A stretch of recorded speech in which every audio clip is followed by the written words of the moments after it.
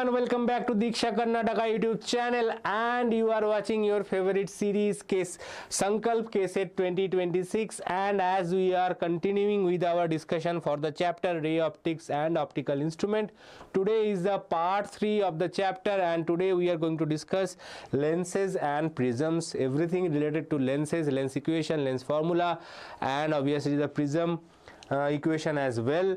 So if you have missed our first 2 parts, you can go to our channel and find Sankalp Physics playlist, and you can find all the chapters that we are doing in the Sankalp series, right? Also for the class notes, PDFs, and any update, you have to join our WhatsApp channel. The link of the WhatsApp channel is given in the description of this video.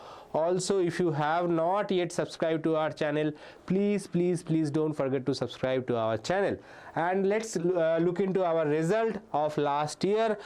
You can see these are the toppers of the last year KCET YouTube batch. So they have studied with us from the beginning of the season, and they have achieved a beautiful rank over here. And next year here will be your picture and your name if you are following us from the beginning and studying thoroughly and following the instruction that we are giving it to you. And maybe next year you can come and meet us at our office, right? And let's look into the chapter summary once more. Reflection, laws of reflection, spherical mirror, sign convention, mirror equation or magnification, everything we have covered in our part 1. In our part 2, last lecture, we have covered refraction, laws of refraction, Snell's law, refractive index, total internal reflection, and application of total internal reflection. Now today we are going to discuss lens and prism. In this we are going to discuss refractions at spherical surface, refraction by a lens equation, and refraction through a prism. In our last class, next lecture, we will be covering optical instrument, microscope, telescope. In the microscope we will cover simple microscope and a compound microscope, and in the telescope we will be covering refractive telescope as well as reflecting telescope. Now let us continue with our lecture. First we will look into the refraction at spherical surface. Spherical surface means here we are basically considering, suppose it's a part of a sphere, larger sphere, okay, and light ray outside the sphere is traveling inside the sphere, okay, and generally it need not to be a complete sphere. Even if a part of a sphere or the surface is just only curved, that is also sufficient. Inside it may be continuous medium like this. If the boundary is spherical, that is sufficient for us. And when the ray of light travels from say a medium of air or refractive index n1 into a refractive index n2 separated by a curved surface, from there we can use, this is the equation of object distance and image distance in terms of the radius of curvature of the spherical surface. As you can see, here is the r is the radius of the curvature. So if you are considering a curved surface, definitely it's a part of the sphere. Part of the sphere means it will have a radius, right? What is the radius of curvature, by the way? Suppose we have a sphere, okay, like this, and there is a radius for that, right? Now instead of taking the entire sphere, suppose you are considering a part of the sphere, okay, and you are saying, okay, light is only allowed to pass through this side, or you are saying the light is only allowed to pass through this side. This side is only we are considering, other sides are we are not considering. So then what is the radius of curvature? If you complete the circle or complete the sphere, basically if you complete the sphere, then whatever is the radius of that sphere, that will be the radius of curvature of the curved surface, right? So here it is only a part of the sphere is given, but if you can complete the sphere and whatever is the radius of that sphere, that will be considered as radius of curvature of the curved surface, right? Now if this is the object distance u, we generally represent object distance by u, right, and image distance by v. Then n2 by v, you have to remember that n2 is the refractive index of the second medium, or the higher generally higher diffractive index medium. It can be lower as well, but suppose this is the refractive index of n2, and where do you observe the image? Image is forming inside this medium as well only. right? So N2 by V, N2 by V minus N1 by U, N2 by V minus N1 by U equals to N2 minus N1 by R. Okay, so this is the formula that you have to remember. Based on this formula, maybe there were 1 or 2 cases you can expect a question. So here is a question.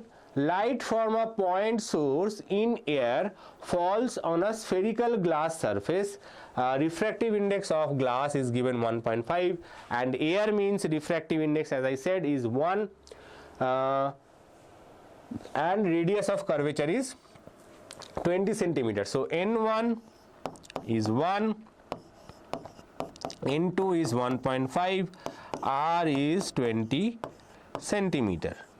Okay, the distance of the light source from the glass surface is 100 centimeter. At what position the image will be formed? So U is given 100 centimeter and they asked you what is the V. So straightforward, direct formula input and answer the question. So N2 by V, remember V is forming inside N2, so that's why N2 by V minus N1 by U equals to N2 minus N1 by R, right? If you remember that this point, then it will be very helpful for you that V is forming in N2, so N2 by V minus N1 by U. Okay, so this is the only thing that you have to remember. Otherwise this formula is very similar to one of the equation that you already know. We will discuss that equation as well, but for now just remember this. Now what is N2? N2 is 1.5, V we are trying to find out, minus N1 is 1. Now as I said, object distance is always negative, so you have to put that negative sign over here, right? So it will be minus 100 equals to 1.5 minus 1 by R is 20. Now we are this is a convex surface, we are assuming it's a convex surface even though it is not mentioned, so R will be positive, R is in this side, right? R is on the right hand side, so it is a positive. So now let's calculate. 1.5 by V equals to 0.5 by 20 minus 1 by 100, right? Now 0.5 by 20 is nothing but 1 by 40 minus 1 by 100. What is LCM? LCM will be 400, okay, and it will be 10 minus 4, okay, 10 minus 4, so it will be 6 by 400, and from here you can calculate the value of V. To download the PDF you have to join our WhatsApp channel, link will be shared on our WhatsApp channel, so if you want, definitely you have to join our WhatsApp channel. Now V is equals to 1.5 into 400 divided by 6, just cross multiplication, right? 6 will be division, 400 will be multiplication, V will become on the other upper side, so it will be 4, so 100, so V is also 100 centimeter, right? So correct answer is 100 centimeter. Next question. Okay, not a question, it's a theory. Refraction by a lens. Okay, we are basically discussing lens maker's formula. So if you are someone who is wearing specs like me, then you might be wondering how the correct focal length of these lenses are determined, right? So if you visit a doctor or some shop, they will put you in front of a machine, they will try to determine the focal length of your eye, and then they will try to find the focal length, right? And they will say, okay, this is the correction that you need to do, refractive correction that is required in your eye. Or suppose you want to design an experiment, and for that you need a particular focal length. Okay, for example, if you are designing a camera, or if you are designing a projector lens which is used inside a theater, movie theater, based on the distance from the screen, from the projector, different focal length is required, right? Now how that focal length is determined? So there is a formula, old formula. This is the basic formula, not advanced. Here we assume this is a thin lens. Thin lens means the width of the lens is larger compared to the thickness of the lens, which is very much approximately correct for almost all of the lenses, but for very thin purposes the value can vary slightly. This equation can vary by a small margin. Okay, anyway, so 1 by f equals to n21 minus 1. What is n21? n21 is the refractive index of the lens material with respect to the surrounding. So n21 is basically the refractive index of the lens material with respect to surrounding. If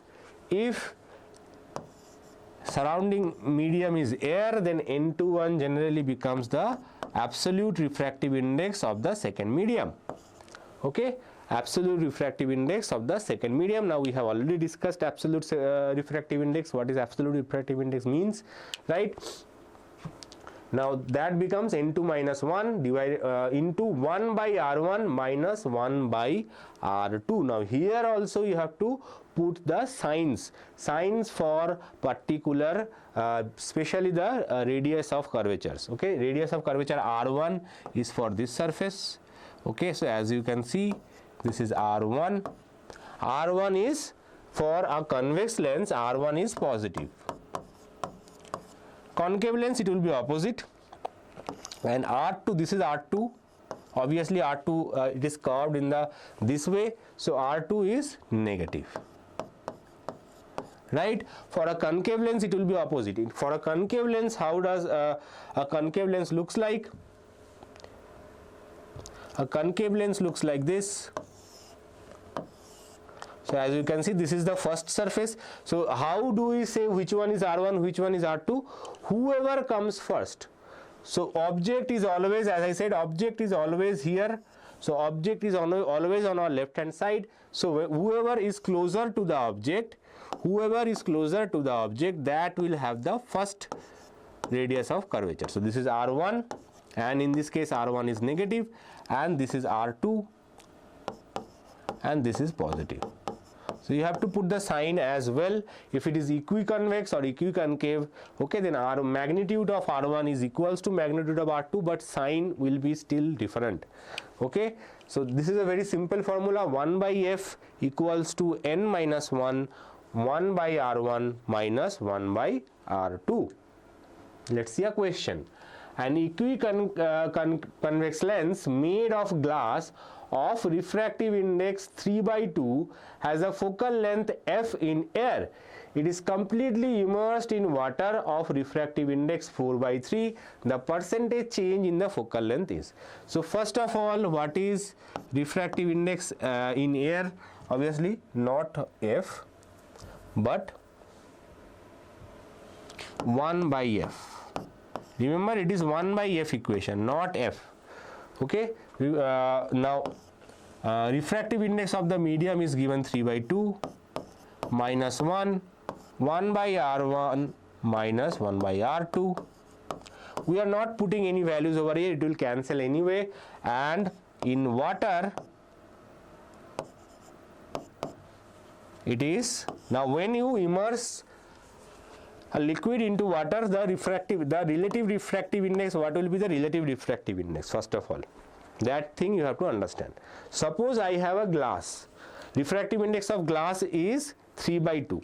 Now if you put that same glass into water, its new refractive index will be refractive index in air, or absolute refractive index, okay, divided by refractive index of the medium where you have immersed it, right?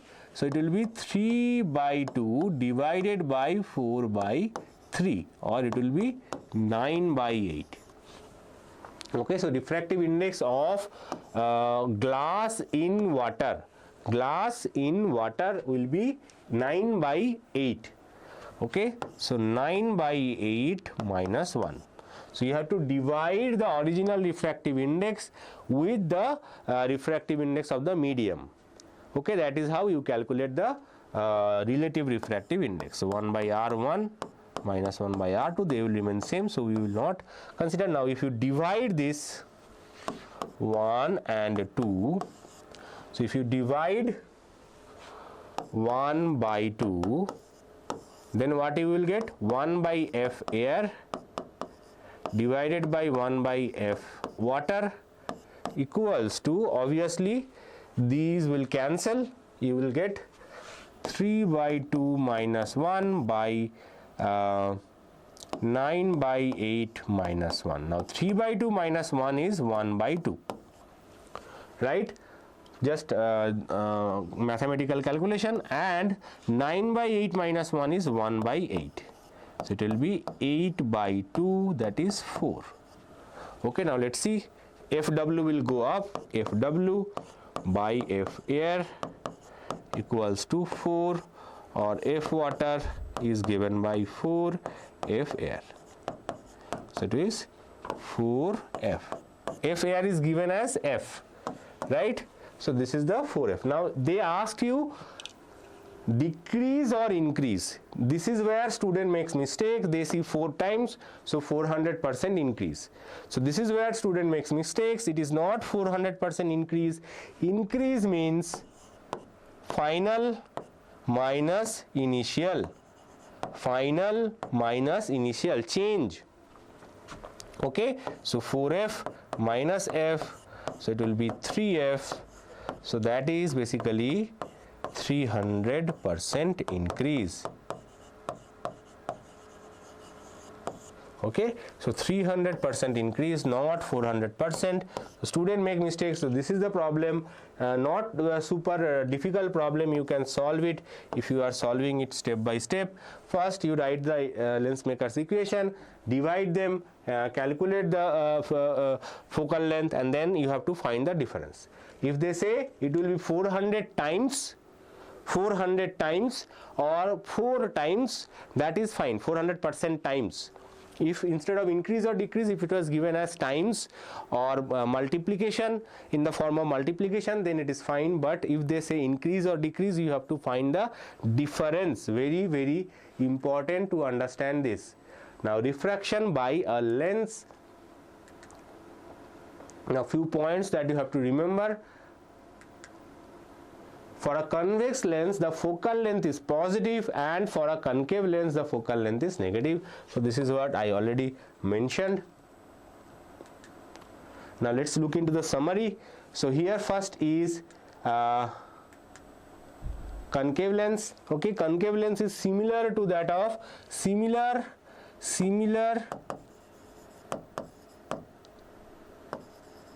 to convex mirror,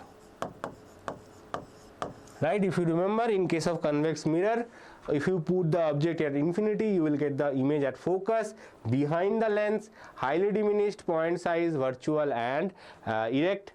Okay, between infinity and the pole of the lens, between P and behind the lens, diminished, virtual and erect. So concave lens will always produce virtual image. Concave lens will always produce virtual image. In case of convex lens, it is similar to concave mirror.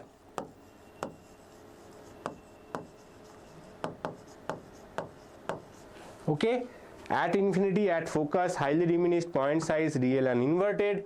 Beyond 2f, between f and 2f, diminished, real and inverted. At 2f, same size, real and inverted. Between f and 2f, between 2f and f, beyond 2f, enlarged, real and inverted. At f, at infinity, highly enlarged, real and inverted.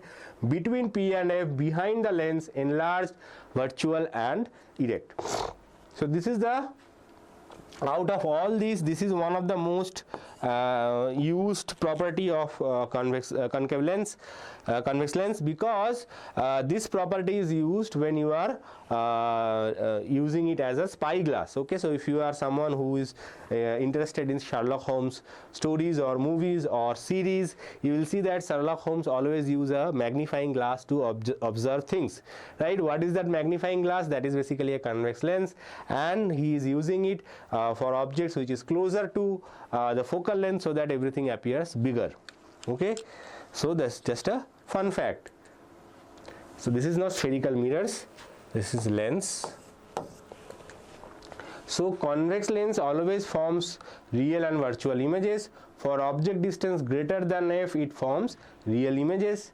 Okay, for object distance less than f, it forms virtual and enlarged images. Concave mirror, concave lens, it will be concave lens, sorry, forms only virtual and diminished image. Okay, so based on that, we have seen some objective questions in your PU board, that which of the following can only form virtual and diminished images, virtual images. Okay, which of the following can make real images. So you have to identify correspondingly and answer the question. Now, lens equation, so this equation is similar to that of the mirror equation. In mirror equation, only difference was there was a plus sign instead of here is a negative sign, and again all the sign convention that we have learned, that has to be applied. Sign convention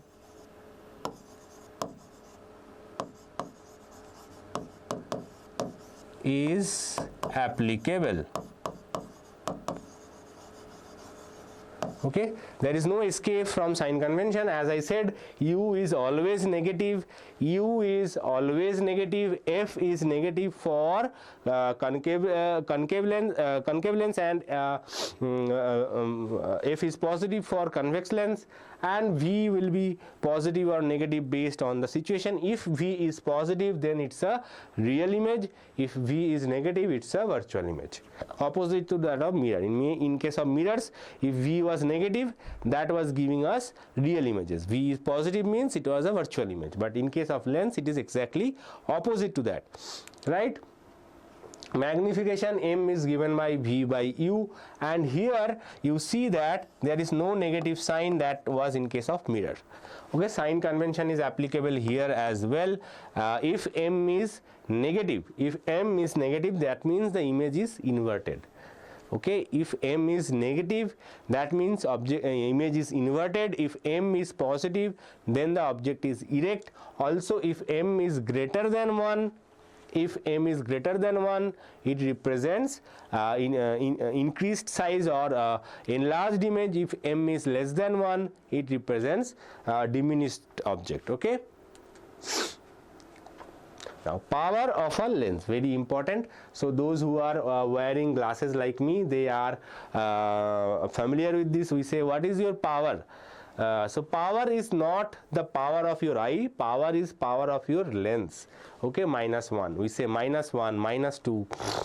Okay. So here f is in meters. You have to remember that p is equal to 1 by f. F is in meters. F is in meters, but in question, in problem exams, you will always see f is given in centimeters. So better to use this formula, p equals to 100 by f, where f is in centimeters. But if they ask you power of a lens as a theory or definition, then you have to write this. But when you are solving a question, f is given in centimeters, you can directly use this formula. Okay, and its unit is diopter. Okay, diopter represented by capital D. 1d is equal to 1 meter inverse. Okay, and here we must use the sign according to the sign convention. So for convex lens f is positive, so power is positive. So someone who has a positive power in their eye, they are basically not able to see objects which is closer to their eye. For example, maybe your grandpa or grandma, they might be not able to see objects which is closer to your eye and require a lens. Okay, that is a convex lens. And if you are wearing a glass, most probably you are wearing a glass which is negative power. Okay, so if you are wearing a glass of negative power, that means you are wearing a concave lens. because focal length of concave lens is negative. So if they ask you what is the power of your eye, if you say -2, that means you are wearing a concave lens, okay, and the power is -2. So what is the focal length? You please mention that in the comment below of this video. So suppose my power is -2, what is the focal length for my lens? Okay, so you have to mention that in the comment below. Now combination of lenses is very important. Suppose we have two thin lenses, they are kept in a contact. If they are not in a contact, then the formula becomes complicated. That formula is not part of the syllabus. But when they are in contact, what happens is that the combined focal length of this system, both of them are thin lenses first of all. Okay, both of them are thin lenses. Then when you combine two lenses or keep two lenses close to each other, okay, the focal length, the formula for focal length is similar to that of parallel combination of resistors, right? So parallel combination of resistors, you can add not only two, you can apply up to n lenses, provided all of them are very thin, okay, then only it is applicable.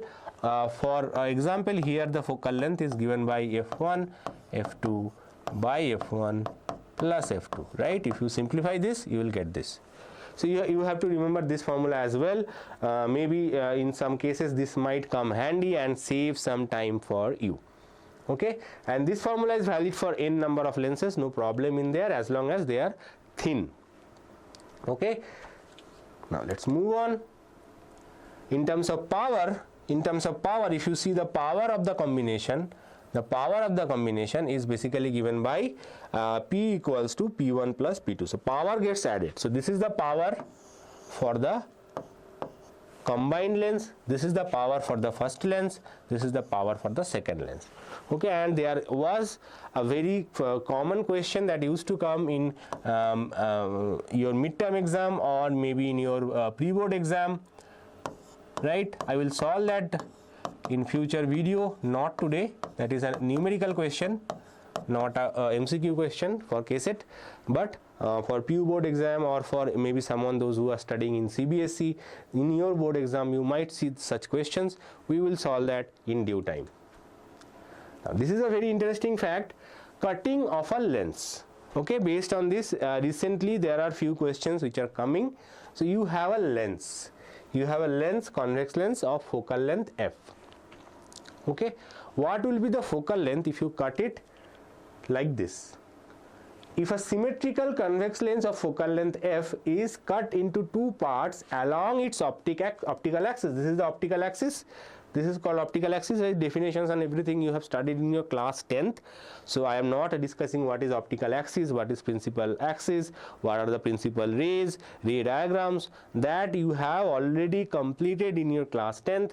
So I am not repeating those concepts. If you have forgotten those concepts, you can go and check your class 10th book once, or you can borrow it from your brother, younger brother, or some neighbors who are studying in class 10th and go through it once. Okay, that is a very basic chapter. I am not wasting time on doing basic things, because based on that questions do not come in your exam. But you have to have the knowledge to understand what is happening in your class 12th.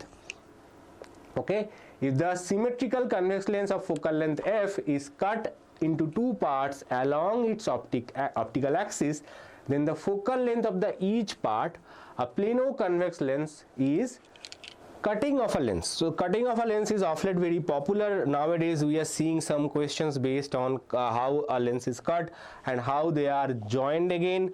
Okay, especially in Comet K, this type of questions are very common, and in KCET also we have seen few questions based on cutting of a lens. So let's see. So there are two ways you can cut a lens: along the this axis, along this axis. Okay, now the axial axis everything you have studied in your class 10th, so I'm not repeating that. You can go and check it from your class 10th book once if you are interested. Now let's see. If a symmetrical convex lens of focal length f is cut into two parts along its optical axis, Okay, then the focal length of the each part, a plano-convex lens. So if you see, there is a plano-convex lens. This part is a convex lens, this part is convex, this part is plane. So plano-convex lens, the focal length of the plano-convex lens is basically twice that of the original focal length, right? So focal length, if you want to increase the focal length, you cut it from the optical axis of the lens. Okay, is 2f. However, if two parts are joined as shown in the figure, the focal length of combination is again f. So if you join them, no matter how you are joining them like this or like this. So there was a question that our lens was cut like this and then they joined like this. They are joined like this. So what is the focal length? Okay, the focal length of the combination will remain same as the original lens. It does not matter as long as you are using the same lens cutout, the original focal length will remain unchanged. Okay, so image based question or theory based question, if the same question comes in your exam, now you are ready to answer this question. What else? You can cut it along the principal axis as well. So if you cut it along the principal axis, each half will have the same focal length as the original lens.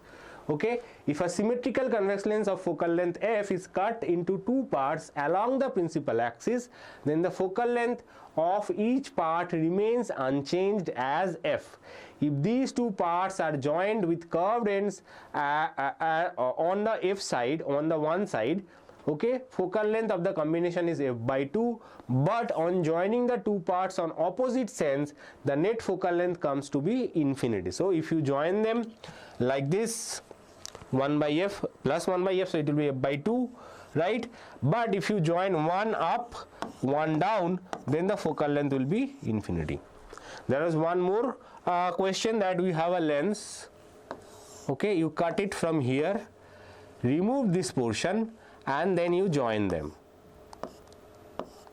like this. So this 1 and 2 are cut. Now this is 1, this is 2, this is 3 is removed. This is removed. What is the focal length of this? So here also the focal length will remain constant, same, okay, f. Even if you cut some portion from the lens and remove it, if you join them together, the total focal length will remain unchanged. Okay, provided this is a thin lens. Now let's see one question. A convex lens of focal length L is placed somewhere in between an object and a screen. Okay, so we have, this is a general question, an object and a screen, and we placed a convex lens of focal length L. Okay, the distance between the object and the screen is x. The distance between the object and the screen is x. Okay, if the numerical value of the magnification produced by the lens is m, then the focal length of the lens is. So numerical value means sign is not included. So what we will do, m is basically v by u, right? M is equals to v by u. From here we say that, okay, u is or v is rather v is m into u, right? Just cross multiplication. Let me write it here. So it says that m is equal to v by u. Just do the cross multiplication. M u equals to v. Okay, now let's use the lens equation. 1 by v minus 1 by u equals to 1 by f. Okay, they asked you to find the focal length of the combination. Okay, now let's put the values over here. Now this is a real image, so v will be positive and u will be negative as usual. Also, if you see that the distance, if this is u and this is v, then what we can say? We can say that u plus v equals to x. That is given over here.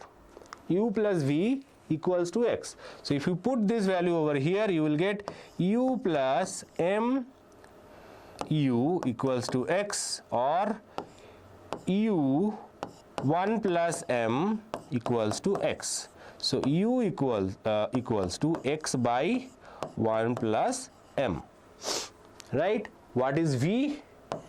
V is mu, so it will be mx by 1 plus m, right? Now let's put the values over here. So 1 by v means 1 by mx by m plus 1 minus 1 by minus x by m plus 1. Why minus? As I said, u is negative and that is equals to 1 by f.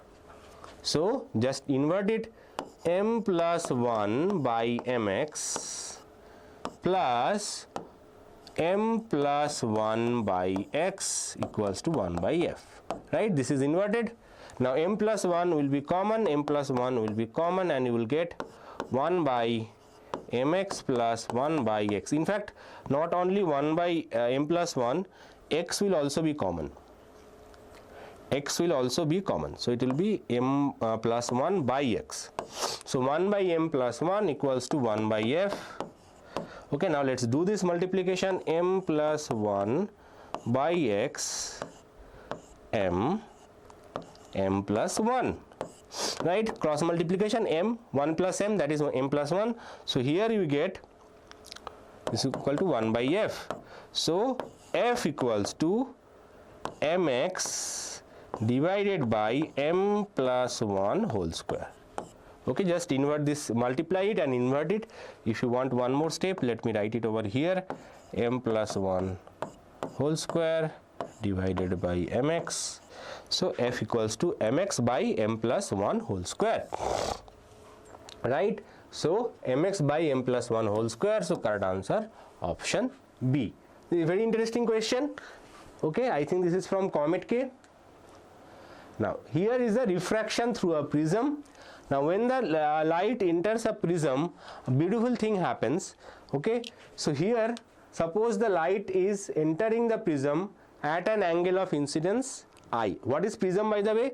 Prism is a triangular shape, but it is a 3D shape, something like that of a pyramid. Okay, pyramid is a type of prism, obviously. Okay, all three faces are triangle, then it is called a prism. Pyramid can have other surface design as well, but if all the surfaces are triangle, then it is called a prism. It is a three-dimensional shape. Okay, so one surface is like this, another surface is like this, and there is another surface. Okay, so this is a common shape of a prism, three-dimensional object. Okay, you might have seen it. We used to have a paperweight of prism shaped paperweight, right? Those are very common. Now when a light enters into a prism, something interesting happens. What happens? The incident angle, okay, and the emergent angle, they are not independent, they have a relation. So incident angle is this one, emergent angle is the angle with which it comes out. Okay, and this is called angle of the prism. This is called angle of the prism. Okay, from here you can calculate the refractive index of the medium of the prism. Okay, now this angle of incidence and angle of emergence, they are related such that they always occur in a pair form. Okay, pair form means suppose you are plotting angle of incidence and angle of emergence such that, so suppose this is the angle of deviation. What is the angle of deviation? Again, angle of deviation is, this is the original path of the ray, this is the new path of the ray. So this angle is called angle of deviation, and it is always represented by angle delta. So if you plot angle of deviation versus angle of incidence, you will see that for a particular angle of deviation, you will get two angle of incidence value, one here, one here. Now first one is angle of incidence, second one is angle of emergent, or vice versa. If this is the angle of incidence, this will be the angle of emergent.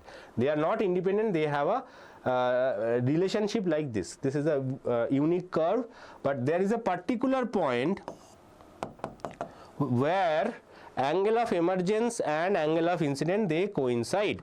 So a particular angle of deviation, not 40 degrees, this is particular graph, it can be any value, but if angle of emergence and angle of incidence, they become equal for a particular point on the graph, and at this point we can say that the angle of deviation is minimum.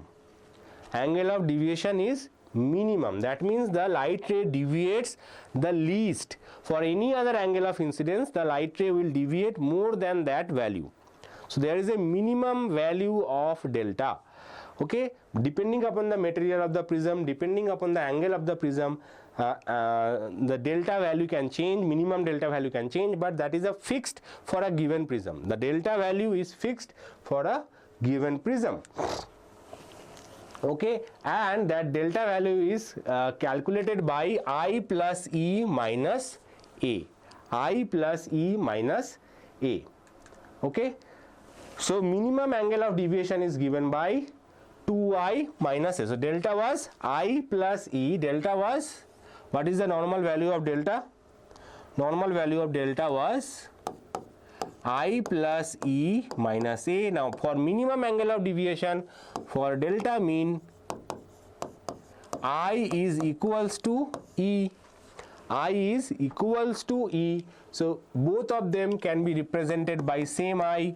So I plus I is 2I. So 2I minus A. So delta mean value is 2I minus A. Now these angles, let me go back to the previous diagram. These angles are called internal angles. Okay, angle of refractions. Okay, internal angle of refractions. These are R1 and R2. Now if I becomes E, if I becomes E, R1 will also become R2 at minimum angle of deviation. At minimum angle of deviation, okay, R1 also becomes R2. R1 becomes R2, and that is given by small r. And angle of prism and this small r, they are related to each other. It can be shown geometrically that A is equals to 2r. A is equals to 2r. Now if you apply the Snell's law says that n is basically sine I by sine r. So calculate I from this equation and r from this equation, you will get the value of the refractive index of the medium in terms of the A and delta. So in terms of angle of prism and delta mean, you can calculate the refractive index. So if for a given prism, if you can calculate the delta mean value, you can basically calculate the refractive index of the prism. This is very, very interesting and important theory. It has a lot of practical applications when you are trying to measure the refractive index of a prism, or if you want to try to measure the refractive index of a particular material. Okay, only thing you have to do, you have to construct a prism of that material and test it in the laboratory. If you do that, this delta mean value can be calculated easily. Okay, not super difficult. If you can calculate that, you can calculate the refractive index of that prism. Let's see one question. The refractive angle of a prism A and refractive index of the material of the prism is cot A by 2. The angle of minimum deviation is. So if here you see that refractive index is given. Refractive index is given as cot A by 2. And angle of prism is given A. They asked you find the minimum deviation. Now refractive index is what? Refractive index is sine A plus delta m by 2 divided by sine A by 2. Right? Now what is? So basically n is cot A given in the question, and this one we know from theory. Now put the value of cot A by 2. Cot A by 2 is cos A by 2 by sine A by 2 equals to sine A plus delta m by 2 divided by sine A by 2. Sine A by 2, sine A by 2 cancels. So we get sine A plus delta m by 2 equals to cos a by 2, right? Now cos a by 2 can be written as sin pi by 2 minus theta, right? Cos theta is sin pi by 2 minus theta. Now you can take sin inverse on both sides and you can write a plus delta m by 2 equals to pi by 2 minus a by 2. So 2 cancels, you get a plus delta m equals to 180 degree, pi means 180 degree minus a, or delta m equals to 180 degrees minus 2a. This will go to the other side, minus a minus a minus 2a, so this will be the answer, 180 degree minus 2a. This is the correct answer. Okay, this kind of question generally comes in KCET, and as you can see, this is not super difficult, easy to solve. Only thing you need to know little bit of geometry and little bit of theory. Now this is the homework question. Homework questions for this lecture is easy, so pause the video now and try to answer the homework question as soon as possible. Pause the video, answer the question, mention the correct option in the comment below. I will try to answer you whether you are correct or wrong as soon as possible. Next homework question is this. Again, pause the video, try to answer this question and mention the answer in the comment below. Also, if you want to download the PDF of this lecture, go and join our WhatsApp channel, link is given in the description, and obviously don't forget to subscribe to our channel. Our channel is providing free course for KCET 2026, and if you want to perform well, you have to join our WhatsApp channel and subscribe to our channel. Let us help our channel to grow as soon as possible. I'll be back with the PYQs of not PYQs, sorry. I'll be back with the part 4 of this chapter in our next lecture. Till then, bye.